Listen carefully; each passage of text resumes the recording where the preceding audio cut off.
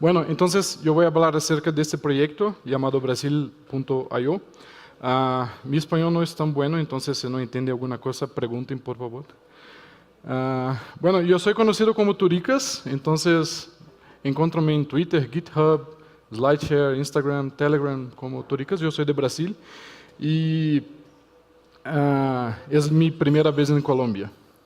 Aquí pueden enviarme correo si quieren, bueno, si hay preguntas y todo. Estas diapositivas ya están online en esta ubicación, entonces yo tengo, esto es como que un sitio web y hay links para todo que yo voy a hablar aquí. Entonces ya están, ya pueden acceder.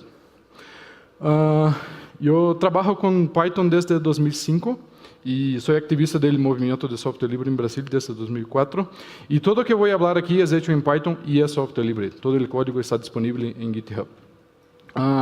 En Brasil, yo viví en Río, ahora vivo en Curitiba.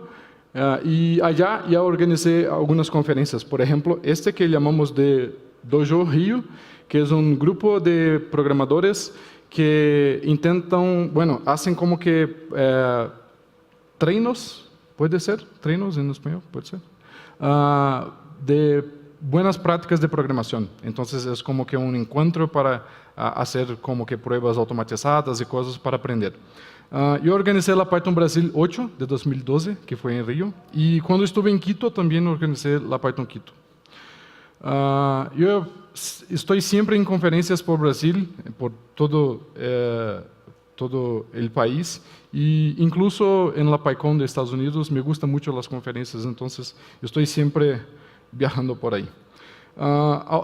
Actualmente yo trabajo en este proyecto llamado Brasil.io, también trabajo en Impacto HOR.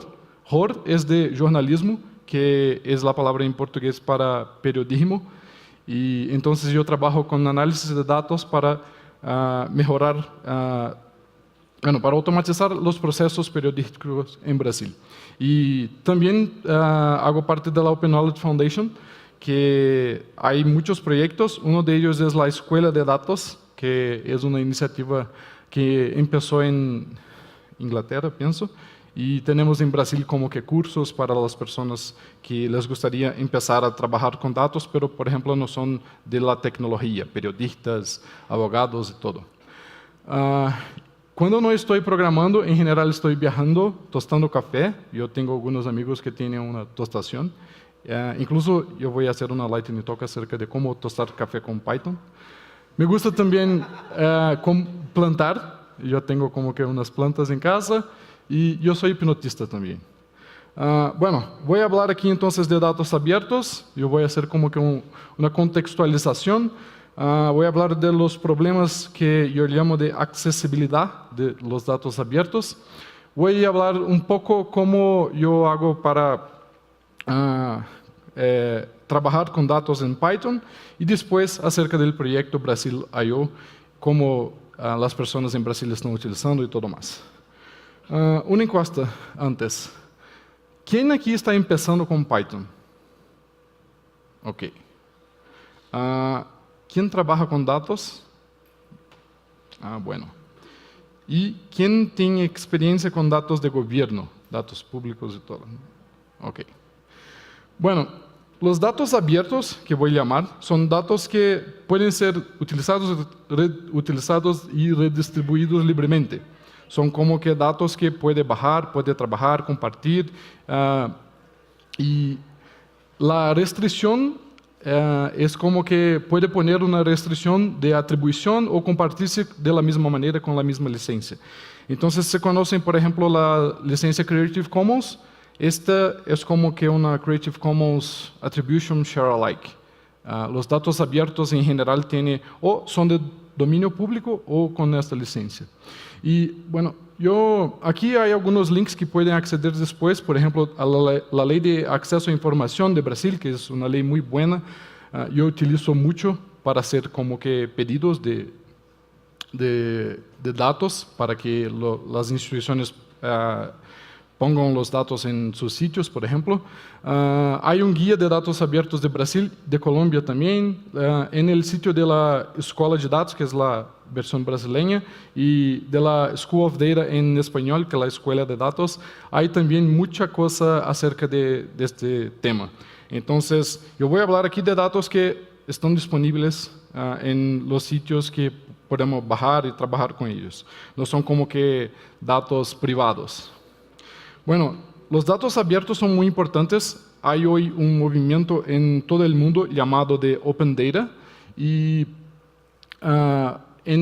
cuando hablamos de datos abiertos en el gobierno, es muy importante por cuenta de la transparencia, en la lucha contra la corrupción, el control social, y con eso podemos tener una sociedad más democrática. Un ejemplo de control social es un proyecto brasileño llamado Operación Serenata de Amor, en que las personas utilizan los datos del gobierno, por ejemplo, cuántos reales fueron gastos con eso y con aquello, y utilizan inteligencia artificial para, por ejemplo, detectar gastos que no pueden ser por cuenta de la ley. Entonces, los diputados, por ejemplo, muchas veces necesitan devolver el dinero que gastaron de manera que no se podía. Este es un ejemplo. Si los datos no estuviesen abiertos, este proyecto no podría existir. Cuando trabajamos con datos, hay esta pipeline. Entonces, primero empezamos con una pregunta, después vamos a encontrar, bajar, verificar, limpiar, analizar y todo más. Pero ni siempre los datos están disponibles. Aquí en Colombia yo no sé cómo es este contexto, pero en Brasil, por ejemplo, algunas instituciones no disponibilizan todos los datos que deberían ser públicos. Este es un ejemplo que yo he hecho un pedido, puede ser pedido como request, ¿sí? Yo he hecho un pedido para una institución pública y ellos respondieron como que con el link para una API que es paga. Yo tengo que pagar para utilizar. Y yo he hecho las cuentas, es como que 506,000 reales, que es como que 400 millones de pesos, alguna cosa así. Sí, para bajar todos los datos que ya deberían ser públicos. Entonces, en Brasil nosotros tenemos este activismo de datos públicos que, en general, para algunas instituciones de gobierno, nosotros tenemos que acceder a la ley de acceso a información para que los datos sean abiertos. Ni todos están disponibles, pero los que están, en general, tenemos problemas para trabajar con estas tres partes: la obtención, verificación y limpieza de los datos. Y la mayor parte del trabajo con datos públicos va a ser en estas tres partes. Las otras son más tranquilas. Estos GIFs son como que un resumen de obtener, verificar y limpiar. Siempre hay alguna cosa mala que tiene que trabajar un poco más para hacerlo. Bueno, entonces nosotros tenemos este problema, que es un problema de calidad de los datos. Hay este sitio llamado 5-Star Data que hace como que una clasificación de los formatos de la calidad de los datos. Pero, bueno, esto es solo una cosa acerca de la calidad. Yo pienso que nosotros tenemos otros problemas relacionados al acceso a los datos, que no es solo el formato. Entonces, si, por ejemplo, el dato está en PDF, es difícil hacer alguna cosa porque yo voy, por ejemplo, convertir para una hoja de cálculo en XLS o CSV y todo. Pero si ahí está en CSV, es más fácil. Pero este no es el único problema que vamos a tener cuando trabajamos con datos. Y aquí yo tengo los 4 problemas generales que yo hablo en general cuando estoy trabajando con este tipo de datos. El primero es formato. Por ejemplo, algunos datos que voy a mostrarles están disponibles solo en PDF. Otro es la dispersión de los datos. Muchas veces tenemos que bajar, por ejemplo, miles de archivos para tener todo el dataset. Y para una persona que no programa, esto es muy difícil. El otro es la cantidad de datos. Por ejemplo, si utilizas Excel, no hay manera de abrir una hoja de 18 millones de líneas. Y algunos datos de Brasil están disponibles en hojas de este tamaño. Entonces, la cantidad de datos es un problema, principalmente si usted no sabe programar. Y el otro problema es el dominio del área. Muchas veces tenemos que aprender un poco acerca del dominio para entender qué agrupamientos, filtros vamos a poder hacer. Y esto ni siempre es fácil de aprender, ni siempre está escrito, por ejemplo, ni siempre tenemos un diccionario de los datos y todo más. Bueno, este proyecto Brasil.io, la idea es como que hacer como que los datos sean accesibles. Entonces trabajamos en todos estos 4 problemas. En nuestro manifiesto, nosotros decimos que restringir el acceso a datos públicos es elitizar la democracia, porque en verdad pocas personas van a acceder y trabajar con estos datos si los datos no son accesibles. Por ejemplo, nosotros programadores podemos hacer programas, ¿no?, para hacer como que cambiar el formato, bajar miles de archivos automáticamente y todo, pero los otros ciudadanos no pueden hacer eso. Entonces, yo llamo el proceso de libertación de datos, el proceso de crear software, programas, para cambiar el formato y la dispersión.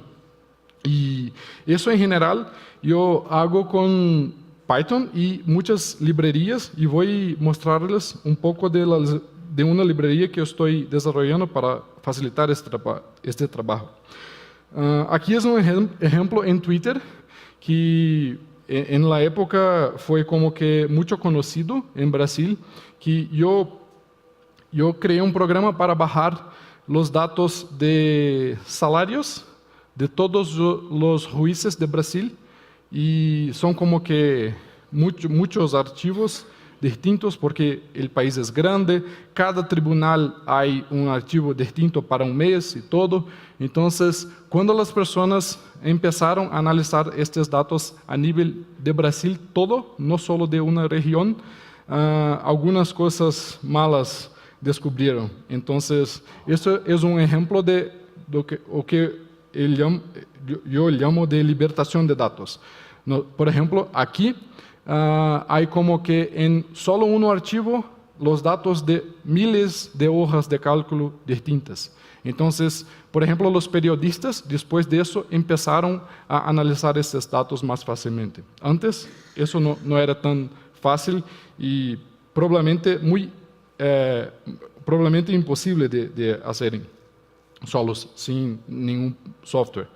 Aquí hay otro ejemplo de la Receita Federal, que es una institución en Brasil que tiene el registro de las empresas y todo. Y bueno, ¿cómo en general yo hago eso? Yo utilizo esa librería que yo desarrollé, llamada Rose. Incluso hoy yo lancé una versión nueva con algunas funcionalidades nuevas. Y utilizo también ScrapEye. ¿Conocen? ¿Alguien conoce ScrapEye por aquí? ¿Sí? Bueno, es una librería buenísima para hacer web scraping cuando necesitas bajar muchos archivos, de muchas páginas distintas.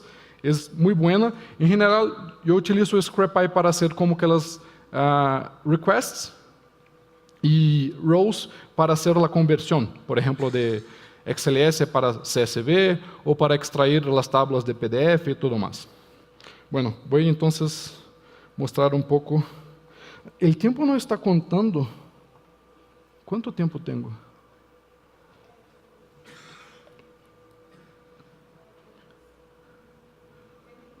¿Cuánto? 20, gracias. Bueno, yo tengo entonces aquí un archivo CSV que tiene todas las ciudades de Brasil. Tenemos 5.500 570 ciudades. Y con la población y el área. Yo voy entonces a empezar aquí importando la librería. Y bueno, para cada ciudad en rows import from CSV, yo voy solo printar la ciudad. Aquí está. Bueno, una cosa que la librería ya hace automáticamente es identificar los tipos de columnas y convertir. Entonces, por ejemplo, habitantes, que es la población, ya es un número entero. Área ya es float automáticamente. Entonces, por ejemplo, yo nací en una ciudad llamada Tres Ríos, que está en la provincia de Río. Río en Brasil es el nombre de una provincia y también de una ciudad. La ciudad es conocida, las otras de la provincia no son. Entonces, por ejemplo, me gustaría hacer una cuenta aquí. ¿Cuántos habitantes hay en la provincia de Río?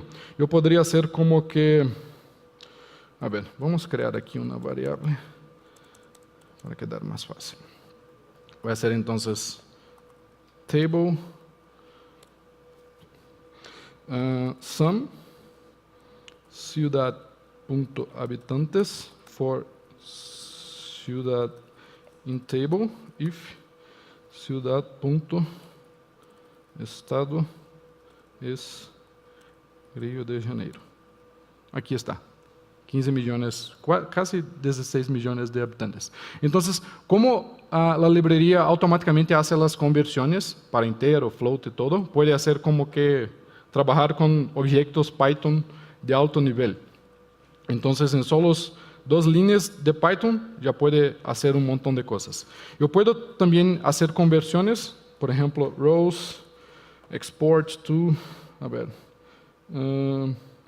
XLS. Table, archivo.xls. Y ahí está. Si, por ejemplo, abro aquí. A ver. Aquí está el archivo ya convertido para el otro formato. Entonces puede hacer como que de manera muy fácil acceder a esos datos y convertir con la librería. Pero, bueno, y en CSV, por ejemplo, la librería automáticamente va a detectar el dialecto, que se llama, dialect en español. Va a hacer como que verificación de encoding automático y todo. Entonces, no te preocupes acerca de eso. No hay que preocupar con otros parámetros. La librería hace como que todo que puede automáticamente. Pero hay también una interfaz de línea de comando que puede hacer algunas cosas. Pero antes yo voy a mostrar lo que yo llamo de plugins, que son el código que accede a otros formatos. Por ejemplo, yo tengo aquí una tabla en HTML que está aquí, de los Juegos Olímpicos. Aquí son las personas de Brasil que estaban allá en 2016. Entonces, el código aquí es como que una table. Aquí, table. Hay el título y los datos están aquí. Entonces, yo podría, por ejemplo, utilizar... Bueno, yo todavía ya bajé aquí el HTML.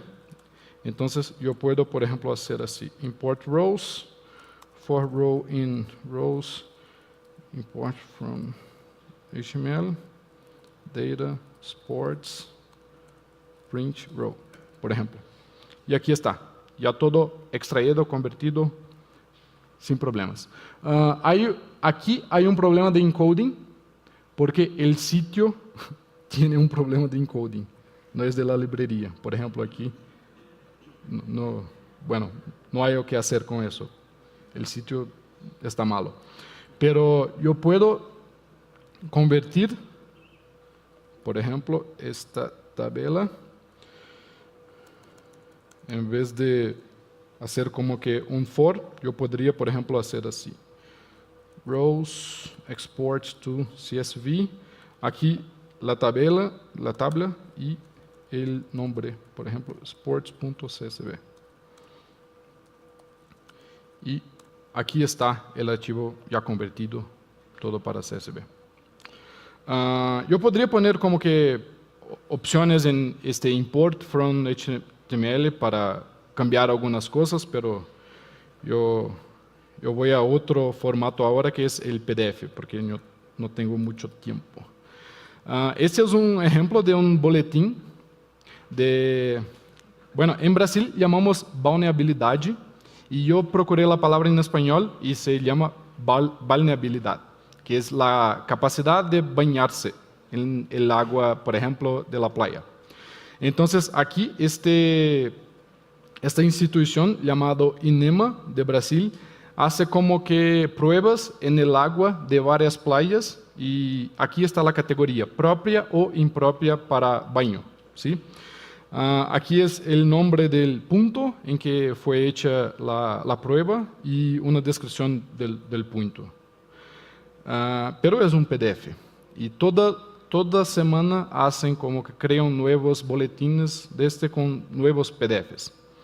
Entonces yo todavía tengo aquí. Ups. A ver, yo no sé. Aquí está, boletín.pdf. Entonces, yo tengo el archivo aquí y voy a extraer esta tabla con rows también. En este caso, la tabla está en como que 2 páginas distintas y la librería automáticamente hace la detección. Entonces, yo voy de nuevo, import rows, for row in import from PDF. Solo cambiar el nombre del formato. Print row. Y aquí está. Entonces, vamos a verificar. Sí, el último es Río Ichibituba. Río Ichibituba. Aquí está. Y el primero es, a ver, Ipitanga. Los nombres son indígenas. Entonces ya está todo extraído. Yo puedo entonces convertir, por ejemplo, a CSV. Como, a ver, rows export to CSV y aquí boletín.csv. Y aquí está ya convertido. Bueno, estos tipos de tareas de convertir datos, yo en general hago como que por todo el día. Y para que yo no necesite como que digitar todo este código siempre, porque en general es el mismo, yo creé una interfaz de línea de comando que yo puedo, por ejemplo, utilizar en la línea de comando rows convert y va a hacer la conversión. Entonces aquí, por ejemplo, yo voy a ejecutar rows convert esta URL para vulnerabilidad.csv. Entonces, esa interfaz va a bajar el archivo, convertir y ahí está, ya convertido. Yo puedo también hacer como que print, yo podría solo ver los datos en la línea de comando, por ejemplo, este de aquí, rows print. Aquí está grande, pero aquí está, los datos ya están aquí. Yo puedo incluso hacer consultas se dije, SQL en cualquier tipo de archivo, porque, bueno, existe un plugin para SQLite, entonces yo puedo hacer como que la conversión en memoria de SQLite. Yo voy a hacer aquí, por ejemplo, una consulta, query. Me gustaría solo de las playas que están impropias. Entonces, select todo from table 1, where categoría es A ver, yo no tengo... El teclado no está configurado aquí. Déjame copiar este O con acento aquí. Impropia. Y aquí está el resultado. Solo las que tiene impropia. Yo podría convertir este resultado, por ejemplo, para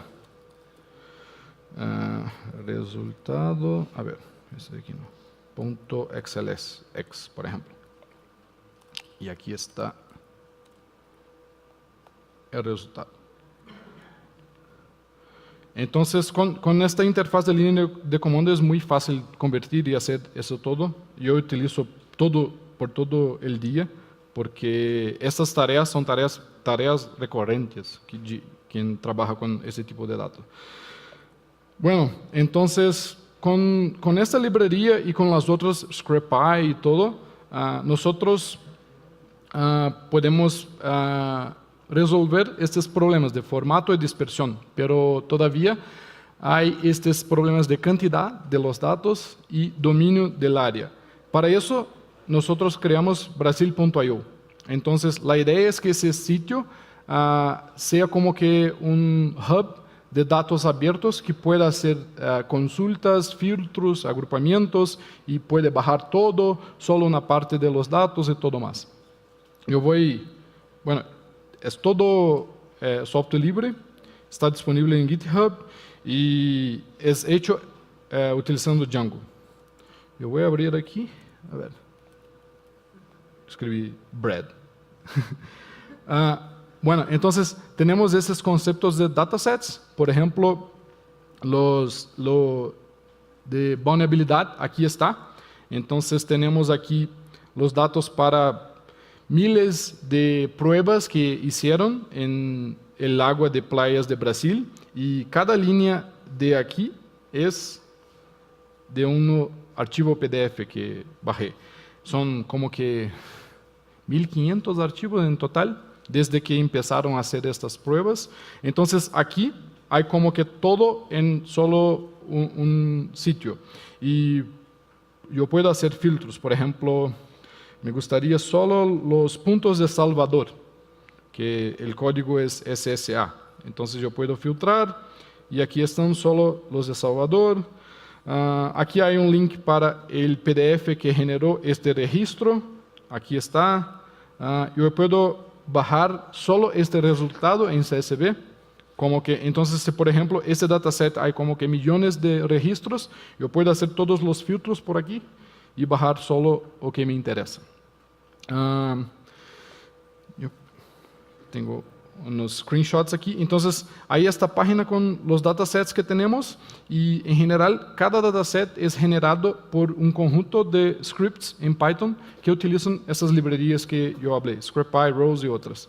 Entonces, para cada uno de algunas personas crean esos programas, yo incluso, y después de ejecutar todo, nosotros hacemos el upload para el sitio. Y hay como que un montón de tareas automatizadas para crear los índices y todo más. Entonces, ya está un poco automatizado el proceso de ejecutar los scripts, bajar los datos nuevos y actualizar. Bueno, un otro ejemplo aquí que tenemos es que algunos datasets solo son interesantes si hacemos un cruzamiento de estos datos con otro dataset. Por ejemplo, cuando tuvimos el problema con Odebrecht en Brasil, ¿conocen Odebrecht? Entonces, nos gustaría, por ejemplo, cruzar estos datos con datos de pago del gobierno para saber cuáles instituciones de gobierno pagaron a Odebrecht, por ejemplo. Y yo tengo aquí los gastos directos del gobierno federal, que son, este dataset son como que todo el dinero que el gobierno pagó a alguna empresa está aquí. Y creamos entonces estas páginas que llamamos de especiales, que hacen como que este cruzamiento. Por ejemplo, aquí está la página especial de Odebrecht. Los socios de la compañía, otro dataset, las empresas de que Odebrecht es socia, son 139, es un otro dataset, y aquí sí están cuánto el gobierno pagó. Por ejemplo, Comando da Marinha pagó 177 millones de reales. Bueno, aquí hay todo y links para el dataset original y todo. Entonces, con eso, nosotros hacemos con que el cruzamiento y todo sea más rápido. Por ejemplo, una persona que no sabe nada de programación puede acceder a esta página, filtrar y todo. Este dataset aquí, por ejemplo, tenemos como que unos 100 millones de registros. Y un periodista, por ejemplo, no va a tener conocimiento para abrir un archivo con esta cantidad toda de registros para entonces hacer este tipo de filtro. En general, algunos periodistas están aprendiendo programación, pero en general no. Aquí unos otros screenshots. Tenemos también una API, entonces para todos los datasets que están en el sitio ya hay un endpoint que puede hacer como que, ejemplo aquí, Flash data. Ups. Sí. Eso es aquí. Yo me olvidé. Aquí está. Utilizamos el Django REST Framework y aquí son los datos. Y por la API puede también hacer como que filtros y todo. Y eso todo es automático. Si el script ya, cuando ejecuta, crea los archivos correctos, la app Django sabe cómo hacer la importación, los filtros y todo. Esto todo es como que, para cada tabla de un dataset, nosotros tenemos que un modelo de Django que es generado automáticamente. Entonces, esto todo es hecho de manera automática. Bueno, con eso entonces, resolvemos el problema de la cantidad de los datos y también del dominio, porque en el sitio hay como que metadatos y tutoriales de cómo utilizar los datos. ¿Cómo hacemos? Python, Scrappy, Rows, otras librerías también. Para hacer análisis, muchas veces analizamos con SQLite, porque son análisis no muy complejas. En backend, Python, Django, Postgres, Neo4j, para hacer unas consultas de grafos. Y los servidores están ahora en DigitalOcean y OVH. Y utilizamos el Docker para hacer como que la plataforma, que es como que un Heroku, pero es software libre. Entonces, el deployment hacemos con Git push y todo. Bueno, ¿por qué este proyecto existe? Yo voy a mostrar algunos ejemplos de utilización en periódicos digitales de Brasil, pero hay otros ejemplos también que no son en el área del periodismo. El primero es una revista digital llamada Género y Número, en que las periodistas investigan las cuestiones de género en Brasil utilizando datos públicos con números. Y nosotros hicimos un montón de investigaciones en las elecciones, cómo es la representatividad de las mujeres en la política. Encontramos incluso algunos problemas con los partidos de Brasil que estaban haciendo algunas cosas que son ilegales. Yo no voy a comentar ahora todo porque no tengo mucho tiempo. Y hicimos también algunas comparaciones entre, por ejemplo, 2016, 2018 y todo. Incluso creamos videos y todo. Bueno, es un proyecto muy chévere. Este es un otro vehículo de comunicación llamado Pública, que es una agencia independiente de periodismo investigativo.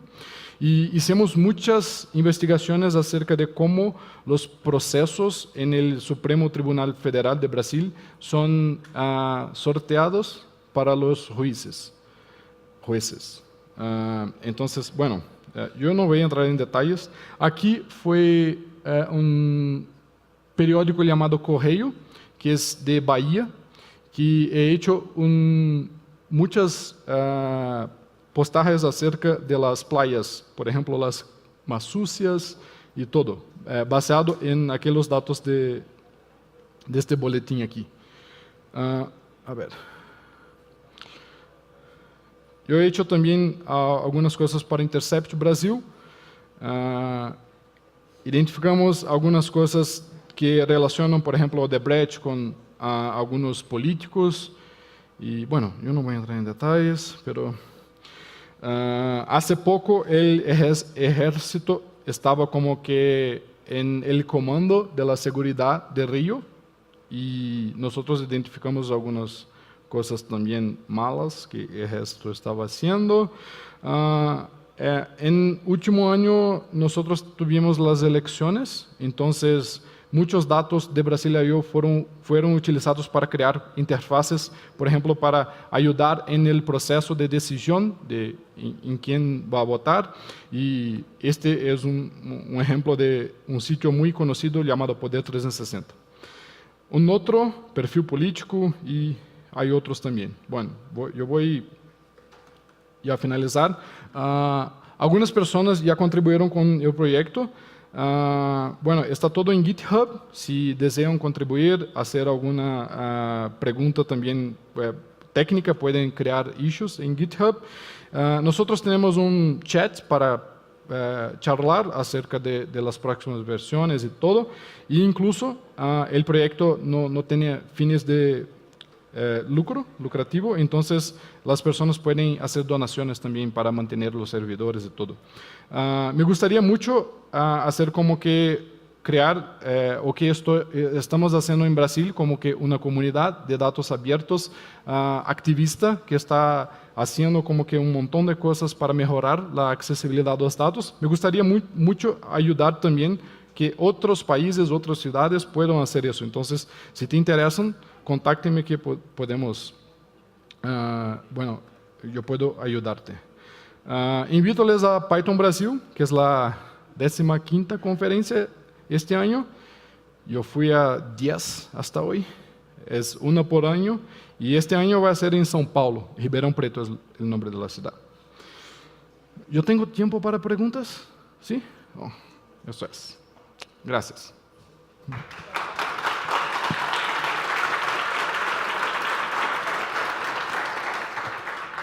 Mi pregunta es a forma de curiosidad para saber si tienen algún tipo de relación, por ejemplo, con DataChile.io, que también tiene que ver con Open Data de este tipo de forma.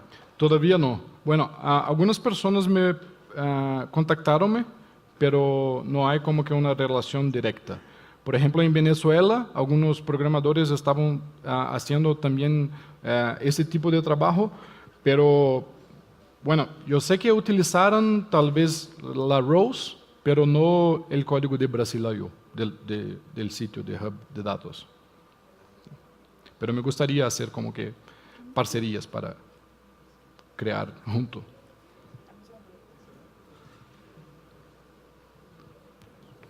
Buenos días, gracias.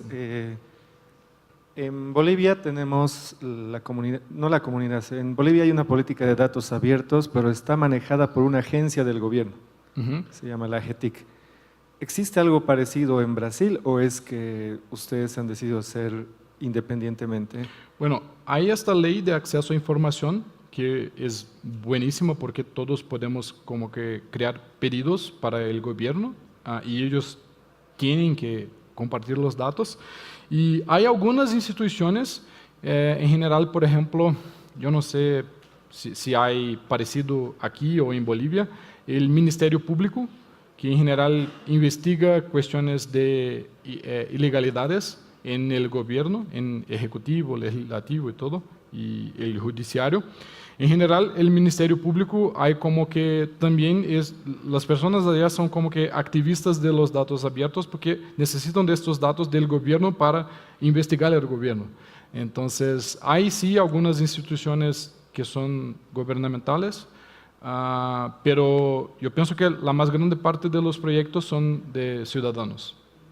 Ok, muchas gracias. Y mi segunda pregunta es si ya tienes respuesta de la pregunta que tienes ahí. Sí, ganamos. Gratis, no necesitamos pagar los 506.000 reales y ya tenemos los datos. Pero fue difícil. Nosotros tuvimos que como que hacer yo no sé la palabra en español, pero tuvimos que hacer un pedido, fue negado, después de nuevo, varias veces hasta llegar al ministerio que es Ministerio de la Fazenda en Brasil, de la Hacienda, que llamamos. Y entonces fue aprobado, pero quedó como que unos 6 meses para aprobar. Buenos días, muchísimas gracias por la conferencia, estuvo muy interesante. Pregunta, ¿cómo haces para garantizar que las estructuras de las páginas, de los datos que recogen, no cambien como su formato y si llegan a cambiar, cómo los podrías como reagrupar para que se mantenga la consistencia de la información en la página final? Sí, bueno, esto en general hacemos en los scripts que son los scrapers que hacen que bajan y convierten los datos, y en general tenemos como que notificaciones que, bueno, este es el esquema esperado y esto es lo que tengo, se cambió, entonces los datos no son actualizados automáticamente. En general, bueno, los datos sí se cambian con una frecuencia grande porque a cada momento el gobierno cambia el tipo de archivo y todo. Pero en general lo que hacemos es solo no actualizar automáticamente cuando detectamos una diferencia, y entonces alguien tiene que hacer como que una revisión del código y cambiar para después continuar el proceso.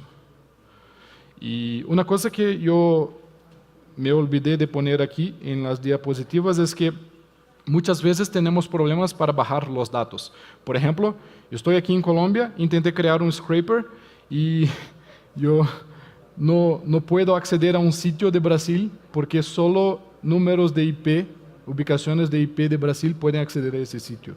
Entonces, lo que estamos también haciendo en Brasil.io es bajar estos datos para servidores de Brasil y poner como que un mirror para que otras personas puedan bajar de nuestros servidores también una copia, que incluso nuestros servidores son más rápidos que en general los servidores de gobierno. Entonces, es una otra cosa que es la velocidad para bajar los datos también es una cosa importante cuando está trabajando con este tipo de información, y estamos trabajando también para mejorar esto.